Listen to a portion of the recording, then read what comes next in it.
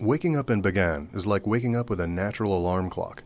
The hum of people, babies, and their morning routines is as subtle and constant as the waking of the surrounding forest. It's not nearly as jarring as the drumming heartbeat of Mandalay, not quite as vacant as Inle Lake, just somewhere in between.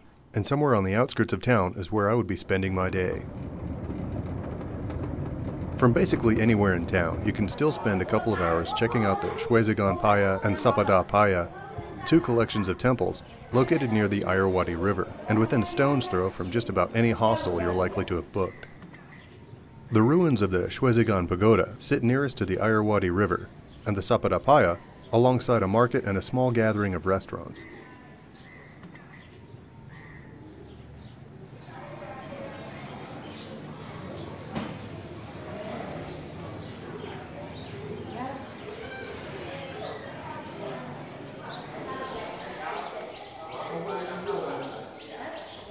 All along the walkway of the Shwezigan Pagoda are murals depicting ancient ceremonies.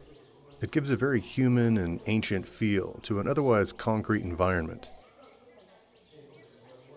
Kings dining with their wives, or taking counsel with various dignitaries and holy men. The artistry, along with the context of being in such a culturally rich location like Burma, really brings you back to another time. So here I am in Bagan, and basically everywhere you look, any direction, there's temples that are in various states of repair or disrepair. Some of them have been refurbished, some of them are in the process of being refurbished, and some of them are completely just left. They're not even concerned about them. There's so many of them that even with the government, the strength and size of something like Britain or the US would still take a very long time to touch on every single one of the temples, the pagodas or the stupas that have been damaged or just kind of left a ruin over time. Even stuff like this, I mean, this is amazing.